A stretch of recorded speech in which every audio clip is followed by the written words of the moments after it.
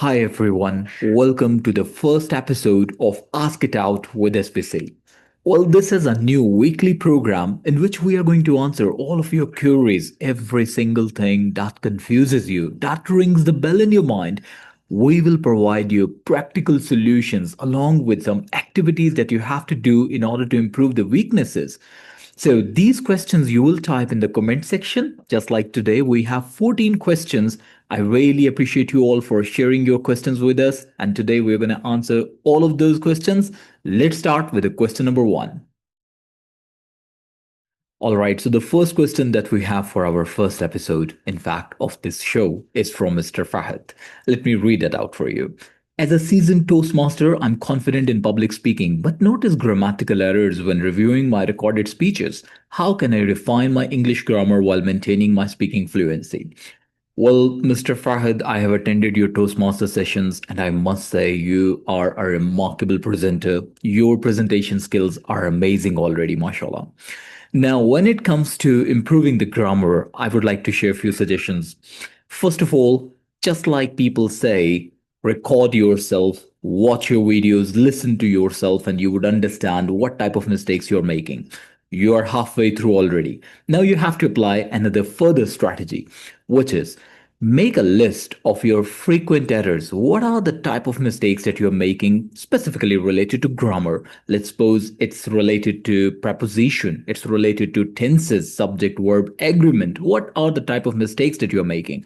Start making the list of your mistakes. Then try to improve these one by one. For example, you forget to use a preposition with a word like I'm listening. So I'm listening to, you forget it. Take it like a challenge. Now, every time I will say this, in fact, push yourself to use this expression in your speaking for a day or two, even for a week. Make yourself habitual of saying the correct version of that. Number two, you need to understand that there is a difference in speaking and in writing. When we are writing down anything, we get a lot of time that we can think about the structure. We can even think about in native language, then we can translate it in English, we put it on the paper or we type it on computer. We can make some editing in that. But when it comes to speaking, in speaking, we don't get enough time to make changes into structures because speaking is a way faster process. We think and we speak and we deliver at the same moment. And in speaking, when there is a listener, he's not going to wait for us to design our sentence better or to make amendments every time we make a sentence. So, in speaking, mistakes are usually acceptable somehow. It's not that strict the way it is strict in writing. So, it's okay if you're making some mistakes. It's a very natural process of improving slowly, steadily. Don't take the pressure of grammar because if you'll take the pressure, you're never gonna improve it. Number two.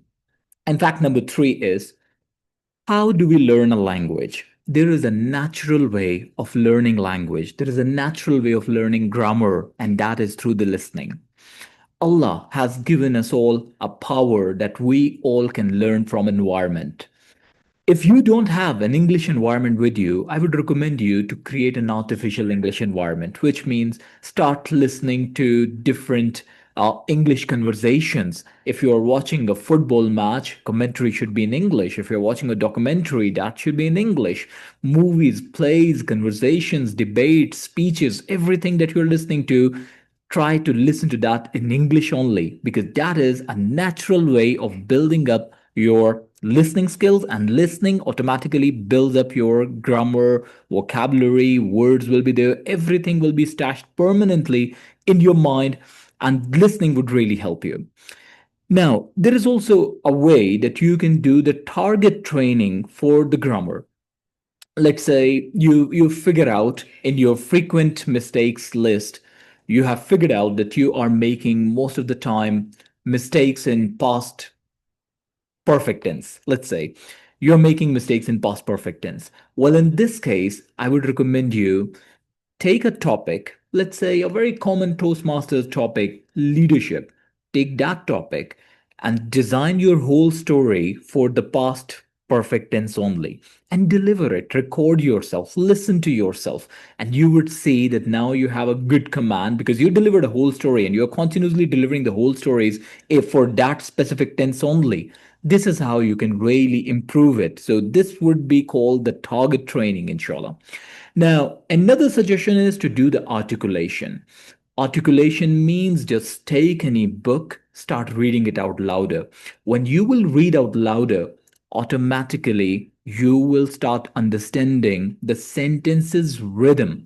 So, the rhythm that sentences create, the combination of words, the combination of subject, verb, and even other object, and how all these helping verbs are connected together, your mind will become habitual of taking the right version and eventually will create the same right version for you. So these are my suggestions. I hope you would apply these and you would see the improvement. If there would be any further confusion, feel free to type another comment in the comment section. I would definitely make another video because we have this weekly program and next week we are going to have the episode 2 and I would love to add your questions over there as well. All right. And the next question is from Manadal Khalid. I hope I'm pronouncing your name right. Well, this is your Instagram name, I'm sure. Hello, can you please tell some tips for becoming a confident speaker? Well, yes, I'm going to give you some tips and we're going to understand that what the confidence actually means. Well, first of all, you should know there is a saying, whenever a person goes on stage, either he's nervous or he's lying, which means we all are nervous. Why do we get nervous whenever we are speaking with in front of public or even when we are conversating with anyone? Because human behavior, human response is always unpredictable. So whenever there is an unpredictability, we do not know what's going to happen. We do not know how the other person is going to respond. We get nervous sometimes. First of all, you should know that there is nothing that you can do with this uncertainty. For instance, if you take an example of a footballer who is at the world's top level, he's the world's best footballer, he's going to play the World Cup final match tomorrow. You ask him, what do you think? What is going to happen tomorrow? How are you feeling right now? He would say, I'm confident we are going to win the match. Does he know anything? Of course, no. He doesn't know anything what's going to happen tomorrow. Maybe he's going to play his worst game ever. Still, he has some feelings going on inside his body, in his mind. He believes this is confidence. So he's confident that he's going to play better tomorrow and he's going to win the match. There is another player in the team who is going to play the World Cup final match for the first time ever. You ask him, how are you feeling? He would say, I'm nervous. I don't know what's going to happen tomorrow. Both of these people have same feeling. One person, just because he has done it so many times, he has a belief he can manage it. That's why he's confident. There is another person who is going to do it for the first time. He has the same feelings, but he's uncertain what's going to happen tomorrow. Both of them are uncertain, but he feels he's nervous. Why did I tell you this story? Because you need to know confidence comes through practice. So the feelings that you have inside, these could be nervousness, this could be confusion, and this could be the confidence that you have inside you just by doing anything more. And there is a saying, if you find anything difficult, do it more. Now, let me tell you what exactly do you have to do in order to become a confident speaker. First of all, confidence comes through the knowledge. You should have enough knowledge about the topic that you're going to read about, you're going to talk about. I would recommend you to read frequently. Just make a habit of reading on daily basis. When you are continuously feeding your mind some knowledge, some information, eventually you will feel like you have to speak it out. You have to talk to people. You have to deliver it to other people. And of course, this is going to happen with confidence. Now, having knowledge only is not enough. We have to build the communication skills. We have to make our tongue habitual of speaking fluently, confidently in front of public. And how can we do that? Of course, through the practice. Now, how can you do the practice? First of all, do the mirror speaking. Go and speak in front of the mirror. Look into your eyes. This is how you will be judging yourself, that how do you look like when you are speaking. This is the same feeling that we get from the public. Whenever we are speaking in front of public, let's suppose on stage, they are judging us. The audience, people who are sitting silently, just looking at you, not saying anything, not doing anything, just looking at you, you get a feeling that they are judging you, and that's where people lose their confidence. Judge yourself, do the mirror speaking. Also, I would recommend you to record yourself twice or thrice a week. So, minimum 2 times, record yourself, watch yourself. How are you behaving? What is the tone? And how are you speaking? What mistakes do you make, even with your hand gesture, with your body language, with the words you are speaking, the way you add on some examples? Record yourself, listen to yourself. You would see that what further things you have to improve. These are my suggestions, and I think at the end, it's all about the practice. And I would also recommend you one last thing. Try to involve yourself into more complicated conversations. Sometimes when we try to conversate with a person who is superior than us, let's suppose with the dean of a university, we lose the confidence because we think that this person knows more than me, and this person can of course judge me way deeply than other people. Engage yourself in more of these type of conversations where you're talking to superior personalities or superior authorities.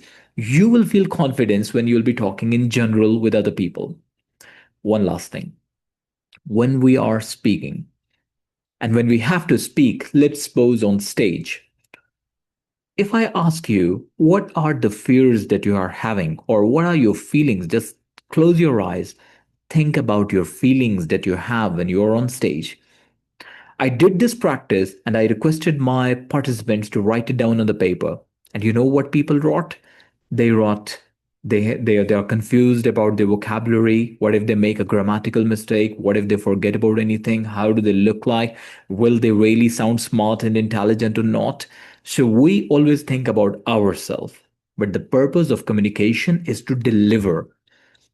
In order to become a confident speaker, you should know what value you are giving to the other person. That is why when I said you have to have more knowledge and confidence comes through the knowledge. So when you are giving something worth sharing to the recipient, you will automatically feel confident. So don't just look at yourself. Communication is about the recipient because we don't speak for our own self, we always speak for the listener. So it has to be meaningful for the listener. Think more about the listener. And eventually, you will see the confidence in your personality. Well, I hope these tips will be helpful for you. If not, or if there is any confusion, anything that you want me to elaborate further, feel free to type further comments. We would love to add your question into our next episode. All right, now we have two questions which I believe we can cover within one answer. First question is from Asma Junaid. How can I practice speaking if I don't have a partner? And second one is from Myra Faisal. How can I improve my English speaking fluency at home? Well, I believe you two are standing on the same page where you are at home and you don't have any partner to conversate in English with. So let's talk about how can you build a fluency. There are two steps. There are two requirements of becoming a fluent speaker. First one is to think faster in English. Number two is, of course, about speaking, how you're delivering it smoothly, confidently. So let's take a start with the thinking process. Start thinking in English at home, whenever and whatever you are doing anything, just start thinking, what is happening around me? What am I doing? For example, start observing your own acts, your own movement. Like I'm sitting on a chair. Now I'm walking toward the door. I'm pulling the door handle down. I'm opening the door. I'm coming outside the room. When you will just, every single act that you're doing, just think, how can you make an English sentence for this? Even if you feel like at the end of the day I have done everything in the world, there is nothing else that I can do, fine, just sit, observe what your family members are doing. My mother is opening the cabinet. She has pulled out the glass, let's suppose she has put it on the shelf. Now she's pouring water into that. What is happening? My brother is doing homework. He's refilling his pen, ink. Whatever it is, just think in English. You don't need any other person to construct a structure to think about vocabulary word. And if you get struck at any point, I don't know how to say this thing. He is, let's suppose, giving water to the plant. How can I say that? In this situation, go to Google, ChatGPT, a lot of the sources are there. Ask them what could be the perfect sentence? What could be the exact vocabulary word or term that we can use here? For instance, you might find he is watering the plants. That's how you will learn how to say these type of situations in English. Number two, just like I mentioned, ChatGPT is there. There are other sources. You can conversate with the different applications. It's the world of AI nowadays. You can conversate with Siri. You can conversate with Elsa. You can conversate even with ChatGPT. So they will give you responses in English. You will get an online partner automatically in the form of AI. Another thing that you can do is you can find out any online English speaking clubs. I mean, Toastmasters, I believe, is also available online. So you can just, join any club, join any online sessions where they are just conversating. They might charge a bit, or there could be some free options as well. Just utilize any one of those, but speak. Because after building up your thinking abilities, now you have to practice speaking. And only with the speaking, you will become fluent. And just like I suggested to other members, I would also recommend you two more things. Number one, do the mirror talk. Talk in front of mirror. Take a topic, let's suppose communication, let's suppose leadership, let's suppose book reading, your favorite movie, your recent travel to any mountain area. Just take the topic and take a target. You have to speak on this topic for 2 minutes. Speak in front of the mirror. If you're not, let's suppose, or there is another way, record yourself. Record yourself, listen to yourself. This could be in the video format, this could be in audio format. I think when you will record yourself, even in audio or video format, and you listen to yourself, you'll realize that how you sound, and eventually you're doing practice. And with the practice, you will become fluent. Because what is fluency? Fluency does not mean the speed of your talk. Fluency just means have a good command on sentence structure, delivery, pronunciation. You have a good command that you're delivering your sentences smoothly without having a lot of struggle of saying a sentence or saying any word in English. So practice speaking. Now we have a question from Aisha Ahmed Baig. How do I stay confident if I forget words while speaking? Oh, I understand it usually happens when we are in IELTS speaking, when we are on stage, when we are conversating, and we get struck with one word. We knew the word and we are not able to pronounce it. First of all, stay confident. It's normal. This can happen in your native language as well. So, if this is the situation in your native language, when you're conversating in the native language, what would you do? You will think about an alternative. Same as in English, think about alternatives. Let's say if you wanted to use the word punctual, that person is punctual. My brother is punctual. This is what you wanted to say. And now you forgot how to pronounce the word punctual. Or maybe what was the word? It's not ringing the bell. The word was there. I just can't say it. It was on the tip of my tongue. I can't say it now. Fine. What could be an alternative of that word? The alternative could be he always comes on time. My brother always comes on time. Or there could be another way of saying it, my brother never comes late. Remember, your mind, whatever you have decided, whatever you were thinking in your mind, your listener is not aware about that word at all. Your listener is not even aware about the context that you are sharing or the stories that you're going to add on. So, even if you're delivering something which is different than what you prepared, you are saying a word which is different than what you wanted to say, it is totally normal. It's not about using some words forcefully in a communication. If you forget about a word, I would recommend you to use a synonym. And for all the words, we all have synonyms in our mind. If I wanted to say glad, I'm glad, but I forgot the word glad. Now, what can I say? I wanted to say I'm glad to meet you, but now glad is not there. I can't think of the word glad anymore. Maybe, I'm confused. I'm in a nervous situation. I can say, I'm pleased to meet you. I'm happy to meet you. I'm over the moon today. I'm at cloud nine. There could be so many other ways of saying things. You wanted to say inconvenient. This is quite inconvenient. You forgot the word. Now you can say this is feasible. This is not difficult, not complicated. This is easy. think about other alternatives of saying. So when you are conversating with anyone, you are on stage and you get this vibe, this feeling that you can't think of that word. Think about alternative. Your listeners are not aware which word you were about to say. This is your own internal thinking process. Apply it and always sound confident. Let's proceed further. And our next question is from Hi Kinza03. How can I prepare for TOEFL if I'm short on time? Well, preparation for TOEFL is in two steps. Step number one is about building your general skills, general speaking, reading, writing, listening skills, which means if you're conversating in your day to day life, you should be able to speak fluently. You are able to understand if you are listening to any content. You are able to write good English. Even if you're writing an email, the grammar is perfect, vocabulary is perfect, things are perfect from the writing perspective. If you're reading any content, so this content you understand easily. You have enough vocabulary that whatever you're reading about, you understand that thoroughly and you are quite comfortable with reading. Now, the step two is TOEFL, because TOEFL is all about strategies, understanding the exam, and providing the answers according to the exam's requirement. So, first thing that you should do when it comes to TOEFL, understand the exam pattern. What are the question types that you're going to receive? And I would recommend you practice every single category of the question at least once. If you find any category difficult for you, practice that category more. Understand what are the total number of questions that you will receive. What is the duration of the test? Because students usually lose marks because of their mismanagement, specifically in their time mismanagement, specifically in their writing and reading module, that they don't complete their answers there.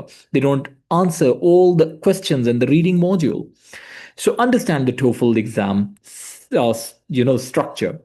Number three, in fact, is now you need to know what is the examiner's assessment criteria, how your examiner is going to assess your reading, writing, listening, speaking. In all of these modules, they have different assessment criteria through which they are going to give you score. Understand that what examiner is looking for, do the target training, improve those specific areas only, and then do the practice. And that is the next point. Now start doing practice.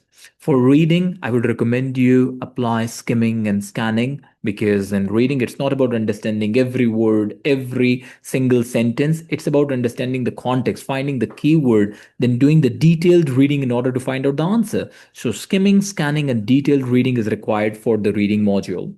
In listening, practice making some notes while you are doing the practice and attempt as much listening test as you can, as many listening tests as you can. In speaking, record yourself. Take the topic.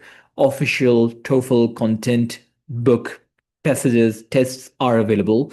Take those, practice, record yourself, take the authentic question, practice, listen to yourself. Don't work on the content. This is not the test of general knowledge. This is not the test of morality, authenticity. Accurate information is not required. This is the test of English at the end. Focus on clarity. Focus on the perfect, appropriate vocabulary words in the sentences, perfect grammatical structure, fluency, not on perfection. And when it comes to writing, I would recommend you practice one integrated, one independent essay on daily basis. Even if you're going to appear after a week, you have 7 days, practice for 7 days at least. And then realize what are the common mistakes that you're making in all these modules. Whatever the common mistakes are, make a list of those. Keep a check that you should not do the same mistake in your next practice. And on the exam day, I'm telling you, those mistakes will be in front of you and will be, continuously giving you signal that you should not make these type of mistakes, and you because you made these in the practice mode.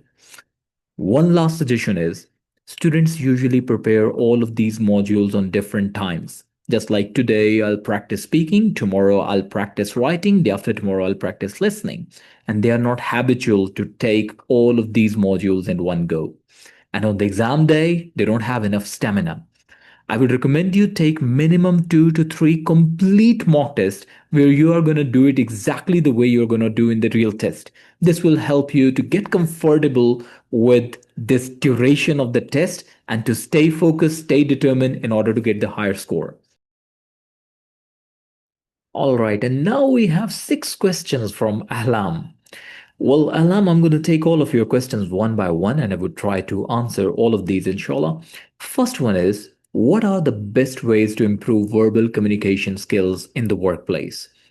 Well, in the workplace, one common mistakes that people make is they don't understand the importance of listening in a conversation. Conversation is not only about speaking, conversation is always between two people. So, first you have to understand what the other person is saying, then you would start speaking up. Understand the context more. Ask questions, have the clarity first, then start delivering the answer. It's quite normal that people don't pay attention on listening and they just want to impress the listener. They just want to outshine and they just want to make everyone feel like they know nothing and you know everything. This is not only about speaking, it is also about listening. So in a workplace, I would recommend you to build up your listening habit. Listen to more what people are saying, what could be the different perspectives of what they are saying. Then draft your answer in your mind, deliver it.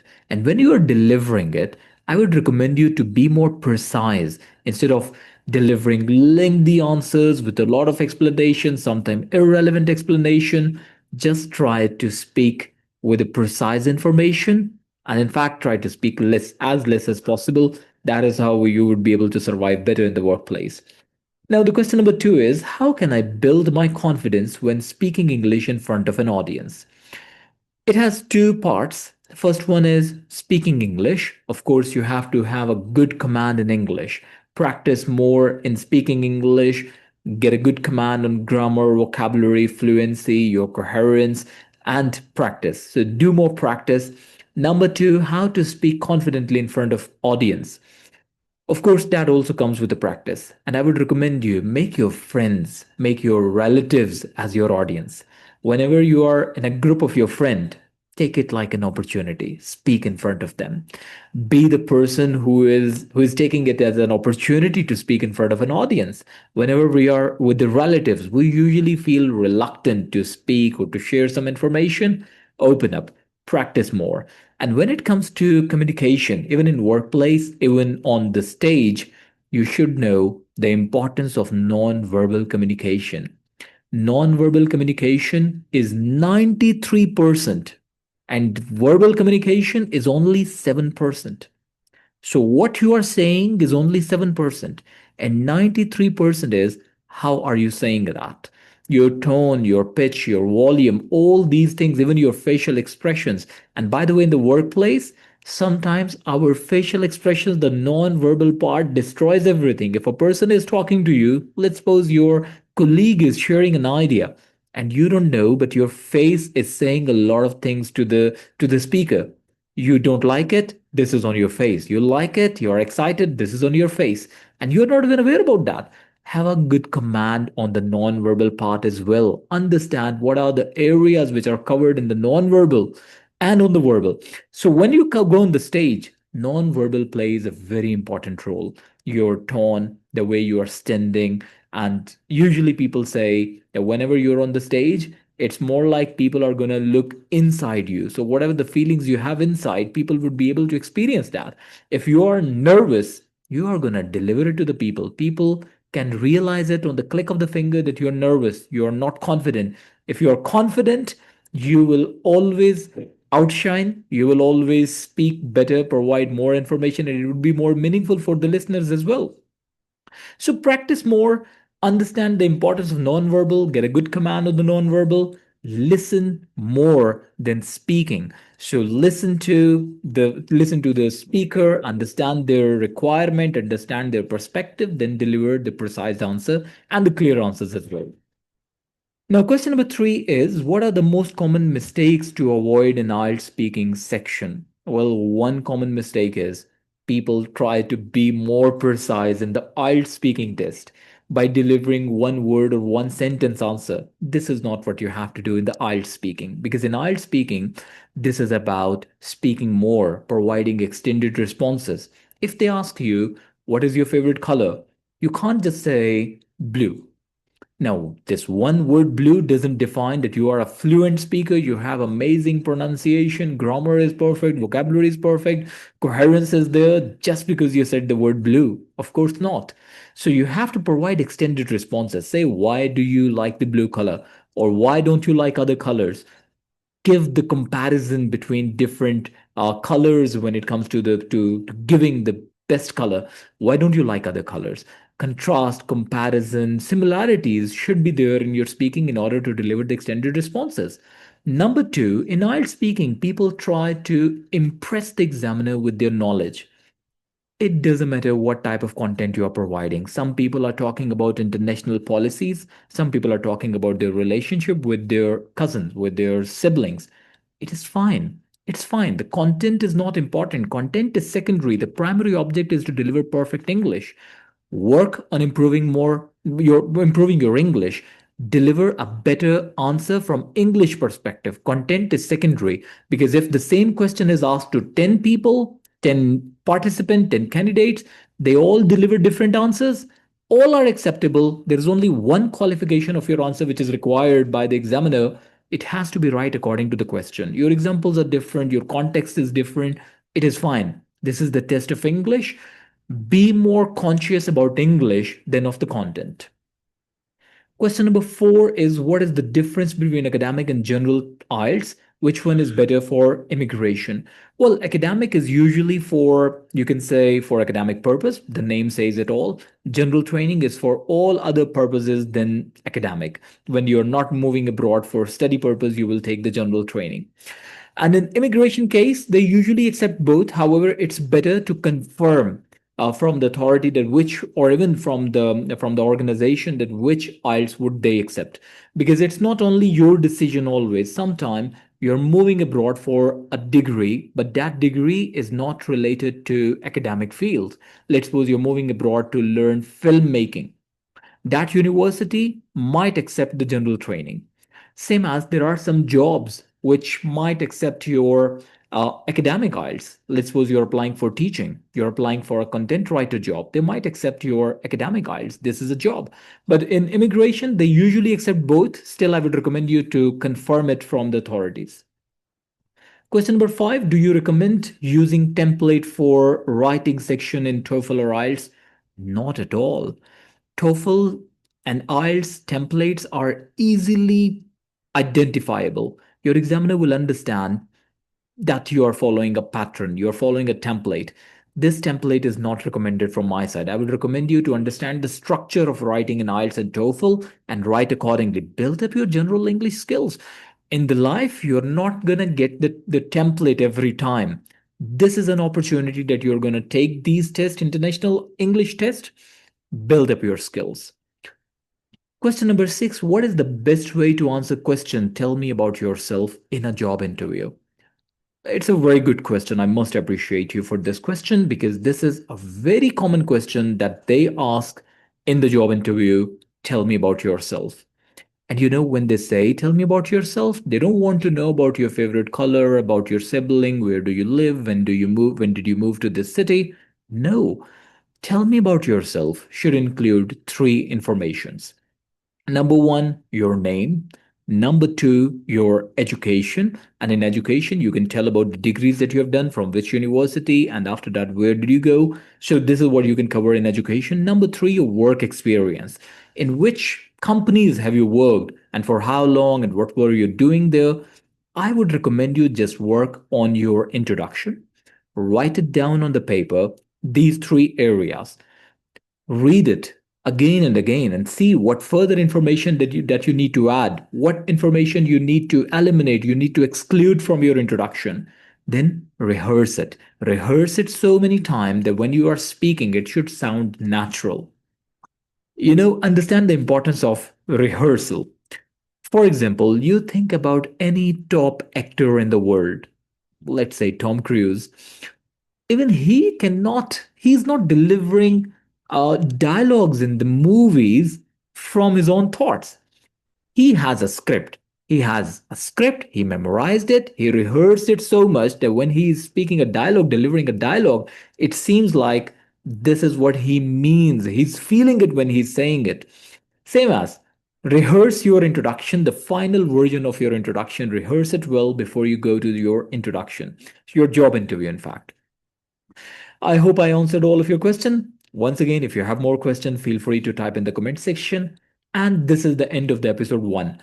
Well, everybody, I hope I provided you some information which is going to be helpful for you and you learned something. I hope that this session, this first episode, was really fruitful for all of you. Well, we have a plan to record the video and answer all of your questions that you would type in the comment section, and we will record and we'll upload the video weekly. Expectedly, it would be on every Friday. So feel free to ask more questions, and I'll see you in the next video next week, inshallah. Till then, take care, stay blessed. Assalamu alaikum.